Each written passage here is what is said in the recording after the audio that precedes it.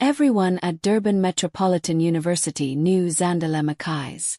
She was the girl with flawless grades, an internship at a prestigious law firm, and a reputation so clean it could be bottled and sold. Her natural beauty, effortless charisma, and the way she carried herself like royalty made her the standard against which other girls measured themselves. Professors adored her, administrators trusted her, and her peers admired her, even envied her.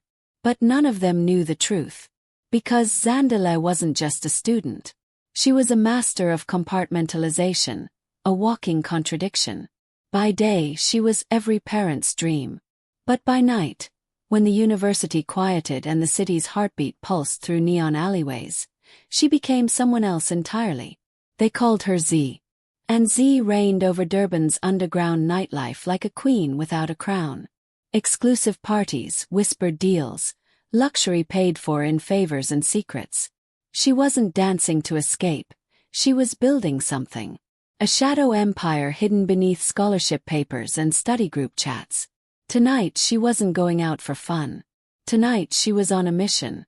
Zandileh stood in front of her mirror in the shared apartment she barely used. The red velvet dress clung to her like danger incarnate. She applied her lipstick with the precision of a surgeon. Her phone buzzed. Target confirmed. He's here.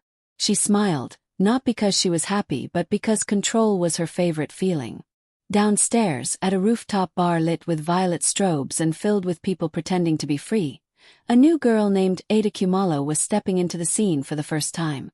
Bright-eyed, full of ambition, with a scholarship that meant everything. She didn't know it yet, but tonight she'd catch Zandileh's eye. And that was the beginning of everything. The elevator doors slid open with a chime, and Ada Khumalo stepped onto the rooftop, clutching a borrowed clutch bag and her breath.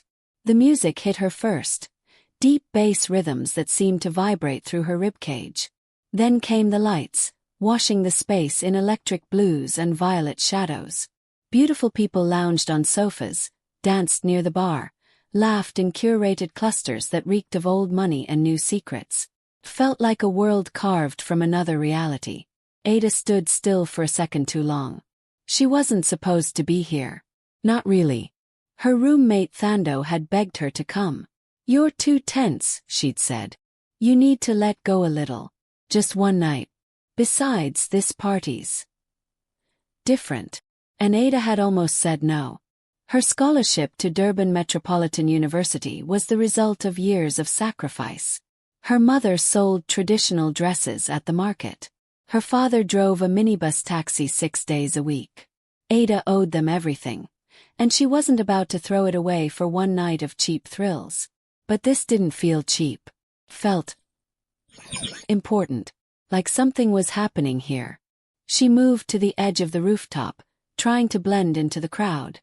She tugged at her black fitted top and high-waisted jeans, suddenly unsure if she belonged. That's when she saw her, Zandileh, framed in the light like a goddess descending from Olympus. Ada didn't know who she was, but everyone else did. Heads turned. People made way. There was reverence in the air. Zandileh's eyes scanned the crowd with ease, until they landed on Ada. For a heartbeat, their eyes locked. And in that moment, Ada felt a jolt of something she couldn't name. Not fear. Not awe. Recognition. Zandileh smiled, slow, deliberate, dangerous. Ada looked away. But it was already too late. The queen had noticed the newcomer. And queens never forget. The next morning, Ada sat at the back of her Political Theory 101 lecture, but her mind wasn't on the lecturer's words. She stared at her notebook, the ink from her pen bleeding into the paper as her thoughts looped back to the night before. That rooftop, that woman. Even her name floated around campus like a rumor dressed as a blessing.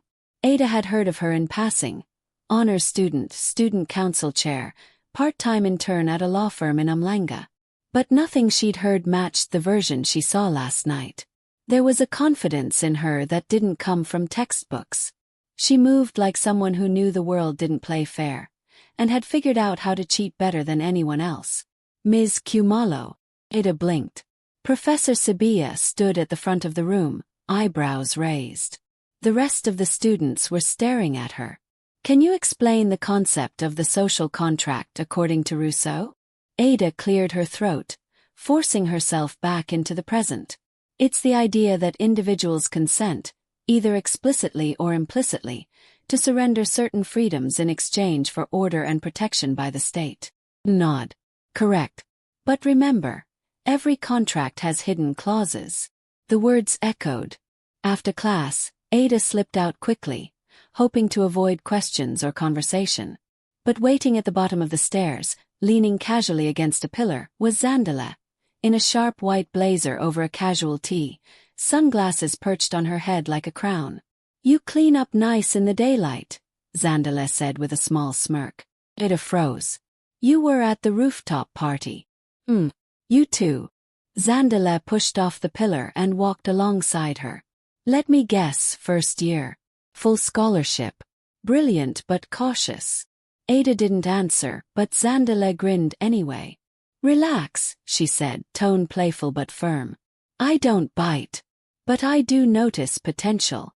Ada frowned. Potential for what? Zandileh leaned in just enough for Ada to catch the faint scent of jasmine and something sharper. Power maybe.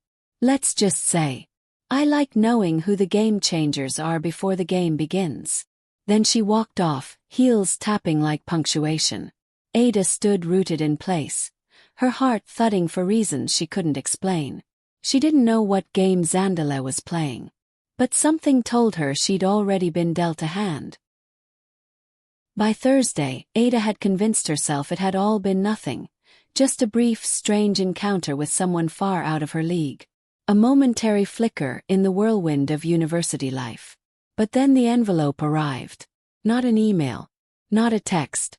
An actual black envelope slid under her door like something from a movie. It bore no name, no stamp. Only her initials handwritten in silver ink. A chill danced down her spine. Inside, a single card, thick and matte. Friday, 10 p.m. The vault. Bring no one. Ask no questions. Ada stared at it for a long time. The vault was legend on campus. A hidden nightclub tucked beneath a seemingly abandoned building in the industrial quarter. You couldn't Google it. You couldn't buy your way in. You had to be invited. And invitations only came from people like Zandileh. She tossed the envelope onto her desk, telling herself she wouldn't go. She had an assignment due, a quiz to study for, a future to protect. But as the hours passed, the card seemed to pull at her like a magnet. And by Friday evening, she was in front of her wardrobe, asking herself one impossible question. What does one wear to step into someone else's world? She settled on something simple. High-waisted black trousers, a deep green fitted top, gold earrings, and her braids tied back in a low bun. Clean. Sharp. Undeniable. She arrived at the vault just before 10. Her pulse thrumming like the distant music beneath her feet. A doorman in all black nodded silently when she showed the card and pulled open a heavy steel door. The hallway that followed was narrow and dim, the walls pulsing with soft lights. At the end, a second door opened and the world changed. The vault was electric. Low ceilings, gold and crimson lights, velvet sofas, murals that looked like they watched you. And in the middle of it all, Zandileh lounging with a glass of something amber, surrounded by people who looked too rich or too dangerous to be real. She spotted Ada immediately and smiled. The kind of smile that said, I knew you'd come. Zandileh didn't rise when Ada approached. She simply extended a hand and gestured to the empty seat beside her, like a queen inviting a guest to court. Ada sat slowly, conscious of every eye in the room. Some were curious, others wary. You came, Zandileh said, her voice a lazy purr over the velvet music. I wasn't sure I would, Ada replied honestly. Zandileh smirked. But you did. That's what matters. A server appeared with 2 glasses. No order was placed. Ada hesitated. It's just sparkling apple juice, Zandileh said, reading her mind. For now. Ada took a sip. Crisp, cold, harmless. But nothing about the night felt harmless. Around them, the crowd moved like a painting in motion, Too perfect, too staged. There were whispers in corners, exchanges that looked more like business than pleasure, and phones being passed discreetly. This wasn't just a party. It was a network. So what is this place really? Ada asked. Zandileh's gaze didn't waver. A sanctuary for the exceptional. Ada blinked. Exceptional how? In ambition. In vision. In what they're willing to do to get ahead. Zandileh leaned in. Tell me, Ada. What would you do to never worry about tuition again? Or your parents struggling? What if I told you there are shortcuts, not scams, not schemes? Just detours that pay off. Ada frowned. Are you offering me a job? Zandileh chuckled. No. I'm offering you a choice. The same one someone once gave me. She sipped her drink. You don't have to answer now. But stay a little longer. Listen. You'll understand soon enough. Ada's eyes scanned the room. Deals were being made without words. Money moved without being seen. She could feel the current pulling her in. Fast, seductive, and terrifying. She took another sip. Just juice, she reminded herself. But the taste was different now. Because this was the first sip of something much bigger. And she wasn't sure she could stop drinking. Ada stayed at the vault far longer than she meant to. By midnight, she'd met half a dozen people whose names didn't show up on any class register but whose influence echoed across campus. Entrepreneurs. Freelancers. Consultants. None of it felt illegal, but none of it felt safe either. The conversations danced just shy of transparency. Words like collab, access, and discretion floated around like perfume in the air. Ada smiled politely, nodded when appropriate, but kept her drink close and her guard closer. Still, Zandileh never left her side.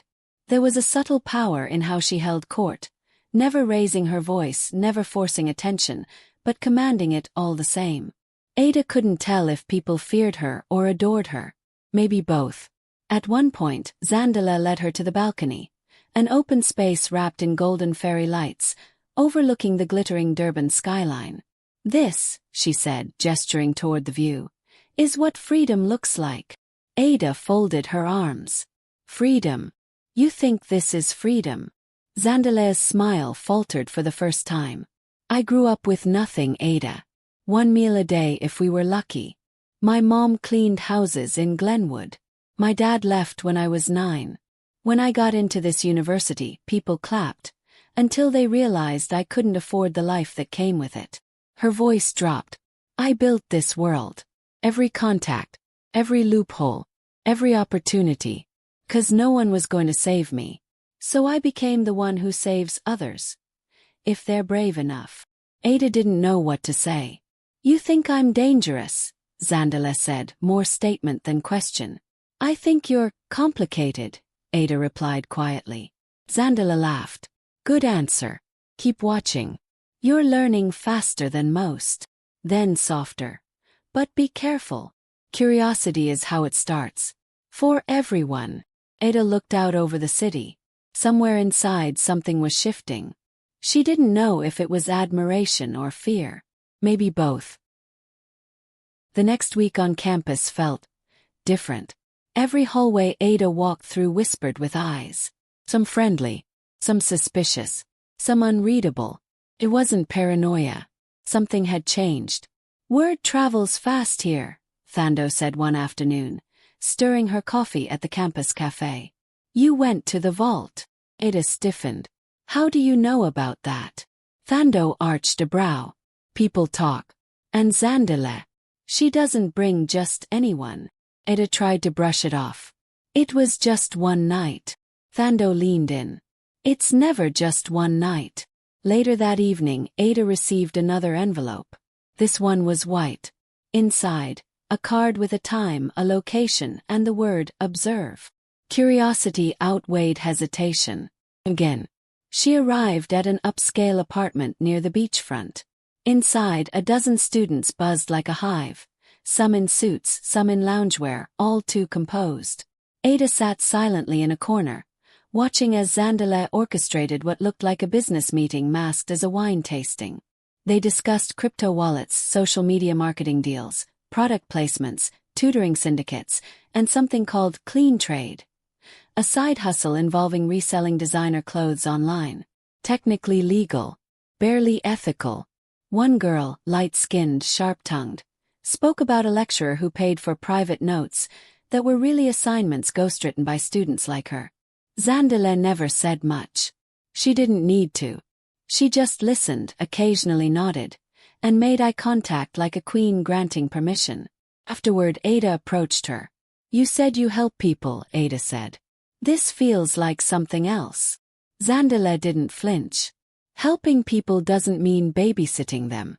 Everyone makes their own deals. I just create the space. And the rules." Zandileh tilted her head. "There are no rules, Ada. Only outcomes." Ada went home that night with a weight on her chest. Her parents had always told her that shortcuts came with hidden tolls. Now she was beginning to see the toll booth. And she wasn't sure if she could walk away without paying something. Started small. An anonymous message slipped into Ada's DMs after a discussion post in class. Didn't expect to see the vault's newest intern arguing about ethics. Then came the whispers. The subtle change in how her classmates looked at her. Not with judgment, but with curiosity, the kind that made her skin crawl. And then one morning her favorite professor, Dr. Ndlovu, lingered after class. "Ms. Khumalo," he said softly, "your participation's been distant. Everything all right?" Ada nodded quickly, too quickly. "Just adjusting. I'm fine." But she wasn't. Ever since the Observe meeting, her mind had been spiraling. What had started as fascination was now something murkier. She hadn't done anything wrong, technically. She hadn't taken money, written assignments, or traded secrets. But she'd watched. She'd stayed. And now she was marked by association. Later that night, she found herself pacing her dorm room, the glow of her laptop screen casting long shadows. Her scholarship renewal deadline was coming.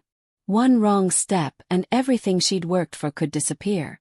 She texted Zandileh, "We need to talk." Seconds later, "Meet me at the greenhouse." 30 minutes. The university greenhouse was rarely visited after dark. But when Ada arrived, Zandileh was already there, leaning against a concrete bench, arms crossed. "You're spiraling," she said before Ada could speak. "This is a lot," Ada replied. "People are talking.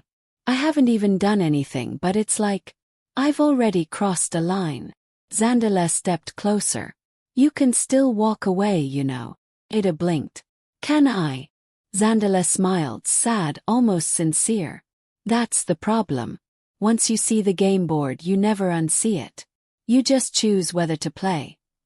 Or pretend you don't know the rules." Ada stared at her. "And what if I don't want to play?" Zandileh didn't answer. Because they both knew the truth. Sometimes just knowing is enough to ruin you. Midterms arrived like a storm, but Ada barely noticed the clouds gathering. She moved through campus in a daze, studying half-heartedly, avoiding Thando's questions, skipping society meetings she used to lead. Her professors noticed the change. So did her classmates. And Zandileh. She said nothing, just watched, until Thursday afternoon. A courier envelope arrived at Ada's door. Inside was a flash drive and a note. "Think of it as a lifeline, not a temptation." Ada stared at it for hours before finally plugging it into her laptop. The folder contained folders. Inside those folders, papers, models, research projects, all organized by course, professor, and formatting style. Each file had a label: purchased, commissioned, and traceable. There was also a spreadsheet, dozens of names. Students she knew. Some were top achievers. Some barely passed. But all of them had bought into the system. At the bottom of the file, one last message blinked in a chat window. Everyone has a price. You just haven't named yours yet." Ada closed the laptop, her hands trembling. It was one thing to hear whispers, to suspect. It was another to see receipts. She couldn't sleep that night. The next morning, her scholarship advisor called. "We've reviewed your file, Ada. Your academic record is excellent, but there's concern about community involvement, leadership presence. We'd like to see more initiative." Initiative. That word echoed in her skull.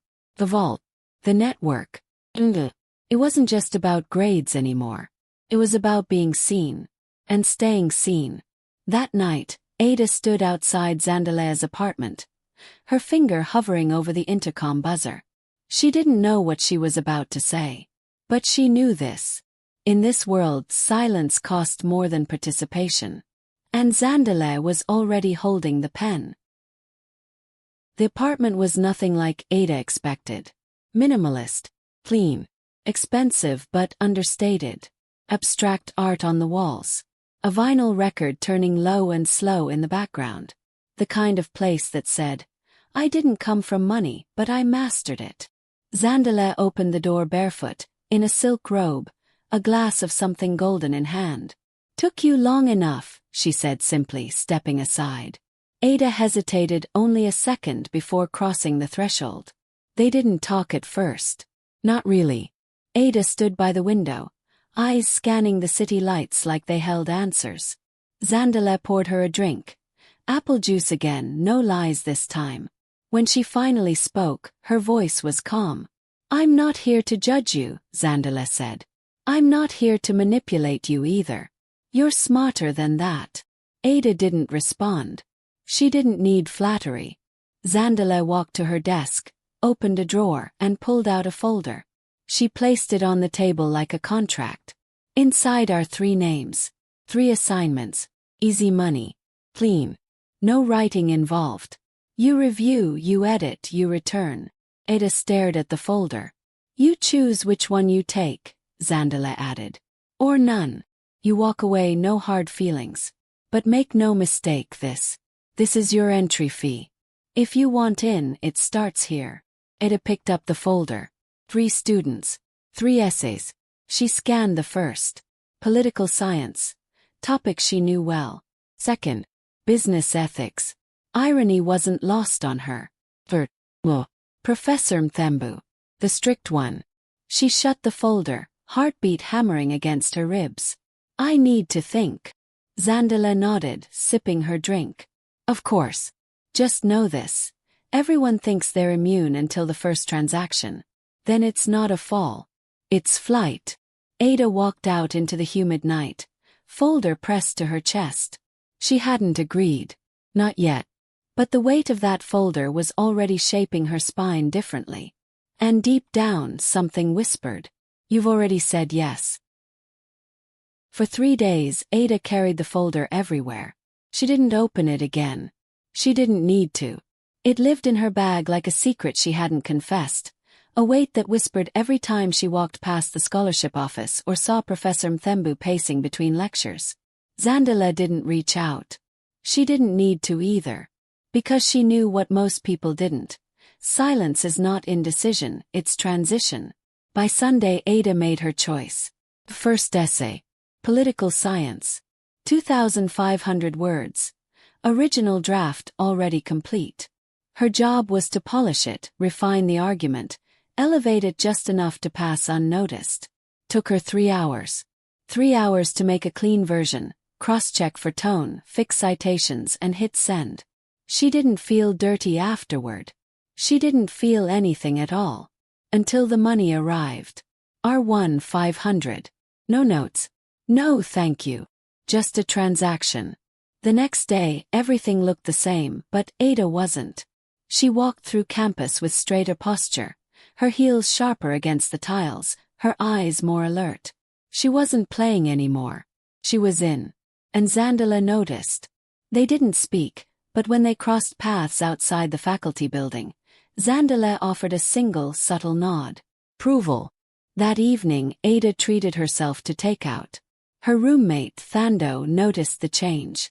"You all right?" "Yeah," Ada said, biting into her food like it was victory.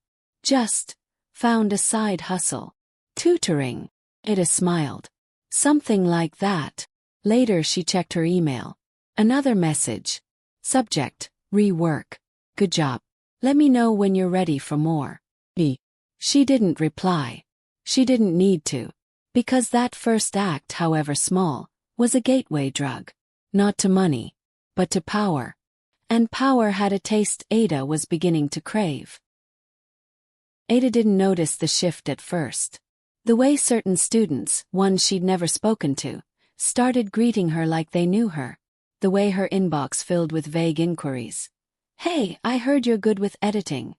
Or, can we talk about support for coursework? One girl even slipped her a Starbucks card and a note during class. Referral from Z.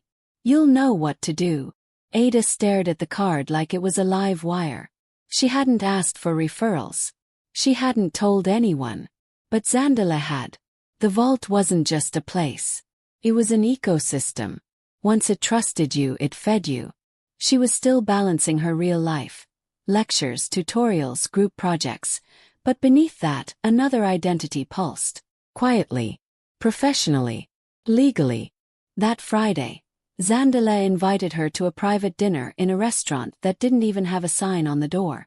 The kind of place that required whispered reservations and black card payments. They sat in a private booth lit by flickering candlelight and status. You're adapting well, Zandileh said over grilled prawns and imported wine. Better than most. Ada didn't look up. I didn't plan to. You're not the first who stumbled into the deep end and discovered they could swim. Zandileh leaned forward. But you need to be careful. You're rising fast, and that makes people nervous. Jealous. Reckless. People like who? Zandileh smiled, but it didn't reach her eyes. You'll find out. Later, as Ada walked back to campus, her phone buzzed. An unknown number. You think you're untouchable. Everyone pays eventually. She stopped mid-step, stomach twisting. Had no name. No context. But it wasn't random. It was a message. And messages meant someone was watching. The anonymous message replayed in Ada's mind like a haunting refrain. You think you're untouchable. Everyone pays eventually. She stared at it for hours that night, thumb hovering over the delete button, then the reply icon, then back again. But she did nothing. Because deep down she knew. This wasn't the end. It was the beginning. Monday came with gray skies and sharp stares. In the library, students whispered just a little louder when she walked past. In the cafe, conversations paused when she entered. Something had shifted. She'd been noticed. Zandileh didn't call. Didn't text. Didn't check in. Deliberate. Ada was learning that Zandileh only moved when the board required it. Silence was part of the strategy. It was Thando who broke the quiet first. You need to be careful, she said one evening, pulling Ada aside in the residential hall lounge. With what? Everything. People are talking. They're saying you're one of Zandileh's girls. That you're part of whatever it is she's running. Ada's heart dropped. And you believe that? Thando hesitated. I don't want to. But Ada, I saw your bank notification. The one you forgot to mute. R1-500 out of nowhere. And now people like Musa from third year are suddenly being tutored by you. Ada turned away. You don't understand. Then help me, Thando pleaded. Before you become someone even I don't recognize. Ada left without answering. That night, someone slipped another envelope under her door. But this one didn't have a name or time. It only had a single photo. The vault. Drink in hand. Zandileh beside her. A single word was scribbled on the back. Leverage. Ada stared at it, her fingers numb. This wasn't a warning. It was a reminder. She was in now. And in this game, secrets weren't buried. They were stored. Ada stared at the photo for a long time. Her first instinct had been fear. The second, rage. But the third. That was the one that scared her most. It was resolve. Because the message was clear. Someone wanted her shaken. Wanted her to run. But Ada had never been the running type. By noon the next day, she was in the vault's private lounge, usually reserved for the inner circle. This time she'd requested the meeting. Zandileh arrived 15 minutes late, as always. Calculated power play. You look tense, she said, slipping into the velvet chair across from Ada. Ada didn't blink. Someone sent me a photo. From here. Of us. Zandileh's expression didn't change, but her fingers tapped twice on the armrest. Back of the photo said, leverage. Ring any bells? Zandileh leaned forward, voice low. You're rising too fast. That makes people ambitious. Ada folded her arms. You're the one who put me in this position. No, Zandileh corrected. I opened a door. You chose to walk through it. Now, you either learn how to close doors behind you, or someone will walk in after you. Ada's voice was flat. Who's watching me? Zandileh gave a faint smile. Everyone. The minute you become useful, you become valuable. And the minute you become valuable, someone will always want to own you. Ada hated how much sense that made. So what do? You start learning how to protect yourself. Or better, how to become a threat. That night, Ada began building her own list. People she could trust. People she couldn't. People who owed her. People who feared her. And in her notebook on the last page, she wrote 2 words underlined 3 times. No leverage. Because in Zandileh's world, information was currency, and Ada was done being poor. The next morning, Ada walked into the student media lab like it was just another Thursday. But everything she did that day was deliberate. She sat at the far table by the windows, directly across from Musa Dlamini, a third-year finance major and one of Zandileh's newer recruits. He was slick, loud, and careless with his secrets, exactly the kind of person Ada had learned to watch closely. Hey stranger, he said, flashing his usual too bright grin. Word is you've been busy. Ada smiled back. Work finds me. What can I say? He laughed and turned back to his laptop, too cocky to notice she was watching his screen. His WhatsApp was open. A conversation thread scrolled too fast to read entirely, but she caught snippets. Z doesn't suspect. Need a copy of her file. Her heart rate doubled. He wasn't talking about Zandileh. He was talking about her. That night, Ada opened a new private Google Drive folder. Into it, she uploaded everything she had.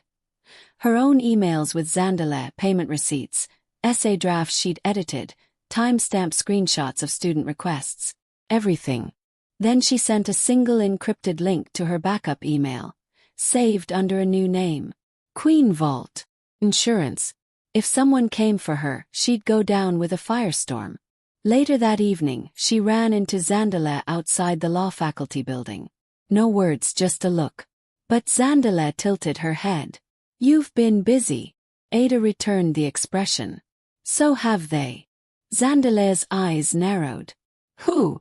Ada stepped closer. The ones who think you've lost control. There was a flicker then. Not fear. Not anger. Respect. For the first time, Ada saw something real in Zandileh's eyes. Not charm, not power, but recognition. Like a queen acknowledging another. You're learning, Zandileh said softly. Ada didn't smile. I'm surviving. She turned and walked away, her heels clicking like a countdown. The silence lasted for 3 days. No calls, no text, no messages from Zandileh. Nothing from Musa. Nothing from anyone in the inner circle. Ada wasn't sure if that meant she'd earned their respect, or crossed a line she wasn't supposed to. Then on Monday the first crack appeared. She walked into her international politics lecture and froze. Musa was sitting in the back row, laptop open, and staring directly at her. Next to him, a girl Ada barely knew whispered something in his ear and laughed. Not the good kind. Something was wrong. Later that evening, Thando knocked on Ada's door, eyes wide. There's a post on the underground forum, she whispered, holding out her phone. Someone leaked a folder. Assignments. Payment trails. It's huge. Ada took the phone, heart already pounding. It wasn't her QueenVault folder. But it was close. Too close. Someone else had gone public. Scrolling through the leak, Ada recognized 3 names from Zandileh's list. 2 clients, 1 handler, redacted screenshots, watermarked PDFs. It was messy, but enough to blow open the whole operation if it reached the right hands. Zandileh, Ada whispered. Thando nodded. She's going to be furious. But Ada wasn't thinking about Zandileh. She was thinking about Musa, his messages, his smirk, his need to impress the wrong people. He'd been sloppy, or worse, intentional. Later that night, Ada received a 1-line text from an unknown number. "You should have stayed in your lane." She didn't respond. Instead, she grabbed her phone, opened her encrypted folder, and changed the access settings. From private to shared with 1 person only.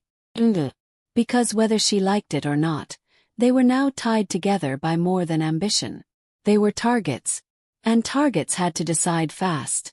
Unite or bleed alone. Zandileh didn't call.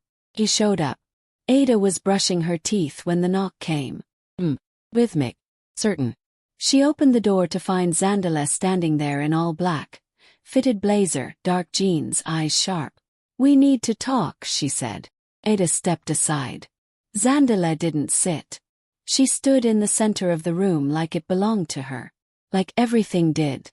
"Musa leaked the files," she said without preamble. "Half of them were real. Half were fake. Just enough to create noise and confusion." Ada blinked. "Why would he?" "Because he wants a seat at the top," Zandileh interrupted. "He's trying to fracture the network, draw attention away from himself by lighting fires elsewhere." Ada crossed her arms. "So what now?" Zandileh pulled out her phone and showed her a photo. Musa in a car, holding a folder nearly identical to the one Ada had once received. "Don't ask how I got it," Zandileh said. "Just know it's leverage. And I'm going to use it." Ada stepped back. "You're going to blackmail him." Zandileh's eyes locked on hers. "This isn't about revenge. It's about stability. You think this ecosystem runs on ambition. It runs on control. And control is maintained through fear." Ada felt the weight of those words. Zandileh turned to leave, then paused at the door. "You have a role to play, Ada. People trust you. They see you as clean. Use that. Make calls. Silence questions. Be my balance." "I never agreed to that." Zandileh smiled. "You never had to. You've already earned it." And just like that she was gone. Ada sank into her chair, hands trembling. She'd wanted control. She'd wanted power. But now, she was the face of a machine built on secrets. And somewhere deep inside, a small voice whispered the question she didn't want to answer. "How far are you willing to go to stay on top?" By midweek, the campus was a pressure cooker. Rumors of the leak had reached faculty. One professor abruptly postponed all major assignments. Another canceled a lecture outright. "Personal security concerns," he said. Students whispered in hallways. WhatsApp groups buzzed with conspiracy theories. But Ada, she was calm. Because chaos was finally on her side. Zandileh's plan was simple. Expose Musa, but only enough to fracture his credibility, not burn him entirely. She needed him unstable, not destroyed. Unpredictable enemies were dangerous. Wounded ones were useful. Ada's role: shape the narrative. She started small, correcting misinformation in class group chats. Then she met quietly with 2 key student leaders, planting seeds about Musa's mistakes and his reckless ambition. By Friday, the whispers had flipped. Musa had gone from hero to liability. And Ada, she became the silent voice of reason in a storm she'd helped create. That night, Zandileh invited her to the vault. Not a party this time, a meeting. A level. For people. All-powerful. All watching Ada with interest. "She's ready," Zandileh said, her voice steady. One of them, a woman in a sleek gray suit, probably no older than 30, leaned forward. "You've handled yourself well, Ada," she said. "But understand this. Once you're part of the foundation, you don't get to shake the pillars." Ada met her gaze without flinching. "I'm not here to shake pillars. I'm here to build them differently. That earned a smile. Approval. Caution. Maybe both. After the meeting, as they stood outside in the cool Durban air, Zandileh spoke softly. You're more than I expected. Ada exhaled. I never asked for any of this. No, Zandileh agreed. But neither did I. We don't choose the fire. We just choose what we become in it. Ada nodded. She knew now. The climb had a cost. And from here on out, every step would be a negotiation with her own soul. It happened at 3:42 a.m. Ada was asleep, deep, dreamless, when the buzz of her phone jolted her awake. Unknown number. No message. Just a single attachment. She hesitated, then tapped. A video began to play. Dim room. Low voices. A familiar figure leaning against a desk. Confident. Smiling. Dangerous. She thinks she's one of us, the recording crackled. But she's not. She's leverage. That's all. A face the faculty trusts. Clean name to cover the dirt underneath. She'll do what we tell her. Or she'll burn. The air left Ada's lungs. She watched it again. And again. The words didn't change. Her heart did. By sunrise she was outside the law building. Hood up, headphones in, face blank. Inside students moved like shadows. Business as usual. Deadlines. Classes. Hustles. But for Ada something had broken. Not loud. Not violent. Quiet. Final. Thando found her that afternoon. Hey, you alright? Ada nodded. Light. Mile. But inside a storm was building. Later, back in her room, she opened her laptop and pulled up the QueenVault folder. She hovered over the share button. Zandileh had built an empire on control, secrecy, and influence. But Ada. She had receipts. She didn't press send. Not yet. Instead, she uploaded the video. Watched it sit there in the folder like a blade waiting to be drawn. Then she wrote one word in the notes section. Checkmate. Because the difference between a pawn and a queen wasn't how they moved. It was who they answered to. And Ada had just decided. She'd answer to no one. Zandileh knew something was wrong before Ada even sat down. They met at a quiet rooftop cafe overlooking Durban's harbor. Neutral ground, far from the curated shadows of the vault. You asked for this meeting, Zandileh said, sipping her espresso like it wasn't a shield. Which means you're either here to surrender or strike. Ada didn't smile. I'm here to return something. She placed her phone on the table. Open the video. Press play. Zandileh's expression didn't change. Not for the first 10 seconds. Not for the last 5. When it ended, silence fell between them like a dropped chandelier. Who sent it to you? Zandileh asked, voice low. Ada shook her head. Does it matter? Zandileh leaned back. You think I betrayed you? I don't think, Ada said. I know. The Queen of Shadows exhaled slowly. I said what I said. But I didn't lie. You used me. I protected you. Do you know how many people wanted to tear you down the second you got ahead of them? I made you untouchable. Ada's jaw clenched. You made me invisible. A mask you wore to keep your hands clean. Zandileh stood, placing cash on the table. You don't survive in this world by playing fair, Ada. You survive by playing smart. And what if I don't want this world? Zandileh paused, looked her over, like it was the last time she'd see her. Then burn it down. She left without another word. Ada sat alone for a long time. When she got back to her dorm, she opened the QueenVault folder for the last time. She deleted it. All of it. Not to protect Zandileh. Not to play loyal. But because she finally understood. Real power wasn't in the secrets you collected. It was in what you chose not to use. The next morning, Ada walked into the scholarship office with her head high. No shadows. No whispers. Just purpose. She'd played the game. Now she was rewriting the rules.